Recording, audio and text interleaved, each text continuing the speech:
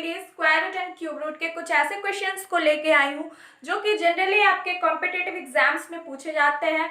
इससे पहले वाले वीडियो में भी मैंने आप लोगों के लिए कुछ स्क्वायर रूट के क्वेश्चंस को हिंट किया था, सॉल्व करके बताया था, और इस वीडियो में भी मैं आप लोगों को square root and cube root के क्वेश्चंस को सॉल्व करके बताऊंगी ताकि आपके ज़्यादा से ज़्यादा डाउट क्लियर हो सके। सो गाइस, अगर आप ये सारे क्वेश्चंस को समझना चाहते हैं या फिर देखना चाहते हैं तो सबसे पहले जाके मेरे चैनल को सब्सक्राइब कीजिए, बेल आइकन को प्रेस कीजिए ताकि आने वाले सारे नए वीडियोज़ की अपडेट की नोटिफिकेशन आपको मिलती रहे। ओके फ्रेंड्स, आए चलते हैं अब क्वेश्चन की तरफ। तो सबसे पहला क्वेश्चन हमारा ये है। तो हमारा क्वेश्चन है x is equal to cube root 13 और उसके अंडर क्यूब रूट 13 एंड उसके under cube root 13, then x is equal to what. तो हमें क्या करना है, सबसे पहले ये जानना है कि हम इस क्यूब रूट की जगह 1/3 को लिख सकते हैं। Means cube root is equal to 1/3 होता है, ये दोनों एक दूसरे के इक्वल होते हैं। तो यहाँ पे मैं क्या करूंगी कि 13 को लिखूंगी, और जैसा कि मैंने बताया कि क्यूब रूट की जगह पे हम 1/3 लिख सकते हैं इसके पावर को, तो यहाँ पे मैंने 13 के पावर को 1/3 लिख दिया। ओके, अब हम चलते हैं इस नेक्स्ट 13 की तरफ। तो ये जो नेक्स्ट 13 है इसमें आप जरा गौर कीजिएगा कि इसमें दो रूट है। सबसे पहला ये रूट है एंड सेकेंड ये रूट है, तो दो रूट है। तो यहाँ पे गाइज मैंने एक क्यूब रूट के लिए 1/3 लिखा, यहाँ पे 13 के पावर को। इट मीन्स अगर दो क्यूब रूट है तो मैं क्या करूँगी, इसे डबल कर दूंगी। तो यहाँ पे मैंने मल्टीप्लाई किया क्योंकि ये सारे जो है वो मल्टीप्लिकेशन में है। उसके बाद मैंने फिर 13 लिखा और इसके पावर को मैंने डबल कर दिया, तो यहाँ पे मैंने 1/9 लिखा। ओके, अब इस 13 में जाएंगे तो इस 13 में देखिएगा कि 3 रूट्स है, 1, 2 एंड 3। तो यहाँ पे मैं क्या करूँगी, 13 को लिखूंगी और यहाँ पे मैं इसके पावर को फिर से और डबल कर दूंगी, तो यहाँ पे हो जाएगा 27। ओके ओके, इसके बाद हम क्या करेंगे, 13 को लिखेंगे और इसके जो पावर्स है उसे हम ऐड कर देंगे। तो सबसे पहले हम देखेंगे कि 1/3 है एंड सेकेंड 1/9 एंड थर्ड 1/27 है। तो सबसे पहले क्या करेंगे, इन तीनों का नीचे वाले का एलसीएम लेंगे हम। तो 3, 9 एंड 27 का एलसीएम आएगा हमारा 27। ओके, एंड अब इसे क्या करेंगे, सिंप्लीफाई करेंगे। तो 3 के टेबल में 27 9 बार में आता है, 9 इंटू 1 हो गया हमारा 9। ओके, 9 के टेबल में 27 3 टाइम्स में आता है, 3 इंटू 1 हो गया हमारा 3। ओके, एंड 27 को देखेंगे तो 27 के टेबल में 27 1 टाइम्स में आता है, 1 इंटू 1 हो गया हमारा 1। गाइस, इसे ऐड करके हमारा आंसर क्या आ गया, 13, नीचे हो गया 27 एंड ऊपर हो गया हमारा 13, एंड गाइस ये हो गया हमारा आंसर। ओके, आइए चलते हैं नेक्स्ट क्वेश्चन की तरफ। सो गाइस, ये है हमारा नेक्स्ट क्वेश्चन। अब इस क्वेश्चन में आप गौर से देखिएगा तो यहाँ पे क्यूब रूट भी है और सिंपल रूट भी है।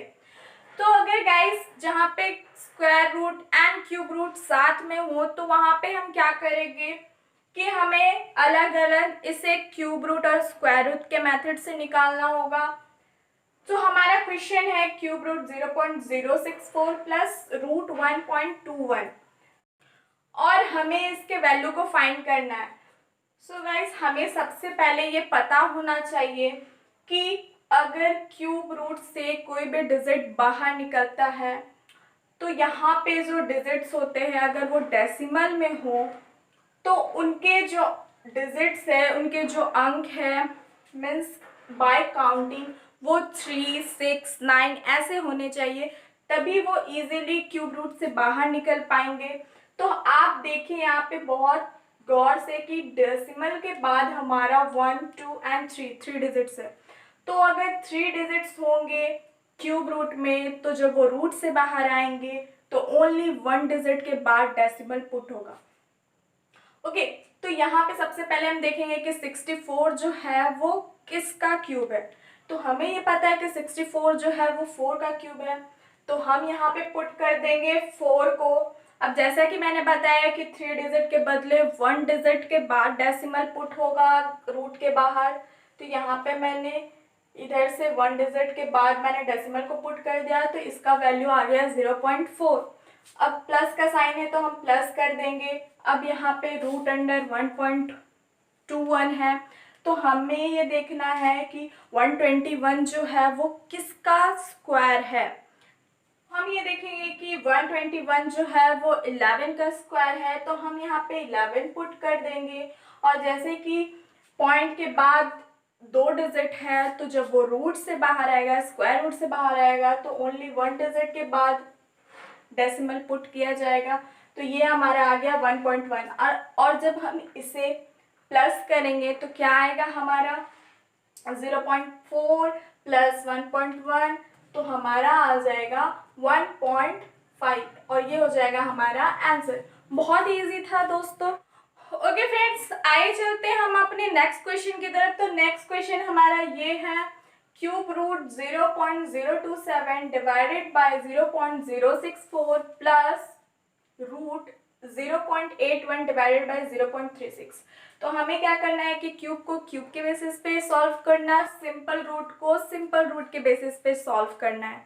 तो सबसे पहले हम क्यूब रूट को सॉल्व करते हैं। तो यहाँ पे हमारा 0.027 ये भी डेसिमल में है और 0.064 ये भी डेसिमल में है।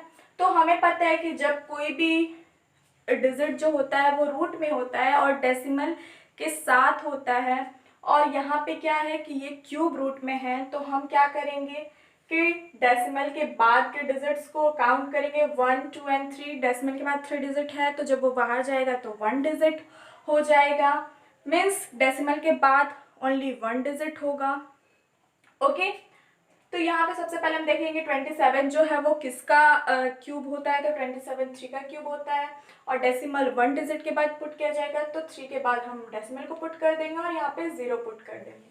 अब हम नीचे आएंगे तो नीचे है हमारा 0.064। तो 64 किसका होता है, 64 किसका होता है क्यूब, तो 64 4 का क्यूब होता है। और यहाँ पे भी डेसिमल के बाद 1, 2 एंड 3 डिजिट है, तो हम क्या करेंगे कि 1 डिजिट के बाद डेसिमल को पुट कर देंगे। अगर हम रूट से बाहर उसे निकालते हैं तो यहाँ पे रूट से बाहर हमारा निकल गया 4 और हम 1 डिजिट के बाद डेसिमल को पुट कर देंगे, तो हमारा आ गया 0.4। अब प्लस का साइन है तो हम प्लस कर देंगे और यहाँ पे हमारा रूट है, सिंपल रूट है। और हम ये देखेंगे डेसिमल के बाद कितने डिजिट्स है, तो डेसिमल के बाद ओनली 2 डिजिट्स है। तो जब ये रूट से बाहर आएंगे तो 1 डिजिट के बाद डेसिमल पुट होगा। तो यहाँ पे देखेंगे हम कि 81 जो है वो किसका स्क्वायर है। फाइंड करेंगे गाइस कि 81 जो है वो 9 का स्क्वायर है, तो हम यहाँ पे 9 लिख देंगे और 9 के बाद हम यहाँ पे डेसिमल को पुट कर देंगे और यहाँ पे 0 आ जाएगा, हमारा 0.9 आ जाएगा।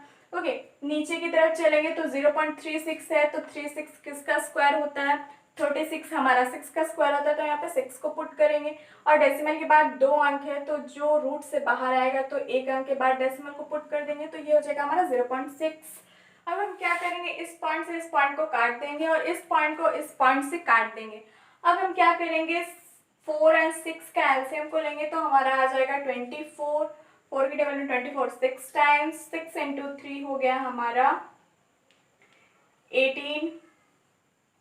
ओके, यहाँ पे हो गया प्लस 6 के टेबल में 24 कितने टाइम्स में आता है, तो 4 टाइम्स में आता है, तो 4 इंटू 9 हो गया हमारा 36 एंड 80 प्लस 36 हमारा कितना हो गया, 8 6 14, 3 एंड 1 4 एंड 5 और ये हो गया हमारा 24।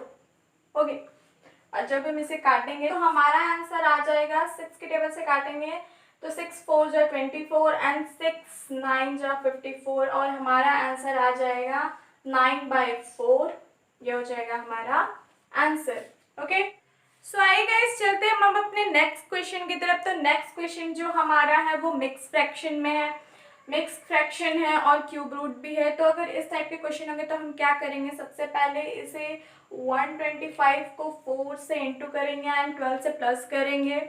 इसे हम इंटू करते हैं प्लस करते हैं, तो हम जब 4 को 125 से इंटू करेंगे तो हमारा 500 आएगा एंड 12 से प्लस करेंगे तो हमारा आ जाएगा 512। तो यहाँ पे ऊपर में हम 512 लिख देंगे और नीचे में हमारा 125 आ जाएगा। अब इस क्यूब रूट को हम यहाँ पे डाल देंगे। अब इसे हम सॉल्व करेंगे तो हम देखेंगे कि 512 जो होता है वो किसका क्यूब होता है। तो 512 जो होता है वो हमें पता है कि वो 8 का क्यूब होता है, तो हम यहाँ पे 8 लिख देंगे 512 की जगह। और नीचे है हमारा 125। तो 125 जो होता है वो किसका क्यूब होता है, तो 125 जो होता है वो 5 का क्यूब होता है। अब 8/5 जो हो गया वो आंसर हो गया। आप इसे चाहे तो डेसिमल में भी चेंज कर सकते हैं। अगर हम इसे डेसिमल में चेंज करके लिखेंगे तो हमारा आंसर आ जाएगा 1.6 और ये हो जाएगा हमारा आंसर। सो गाइज, आप अगर इस टाइप के और भी वीडियोस को चाहते हैं तो आप मेरे कमेंट सेक्शन में जाकर मुझे कमेंट कीजिए। और अगर आपको इन सारे क्वेश्चन में कोई भी डाउट्स है तो वो भी आप मेरे कमेंट सेक्शन में जाके कमेंट कर सकते हैं। मैं आप लोगों के डाउट्स को क्लियर करने की कोशिश ज़रूर करूँगी। Okay, thank you for the watching.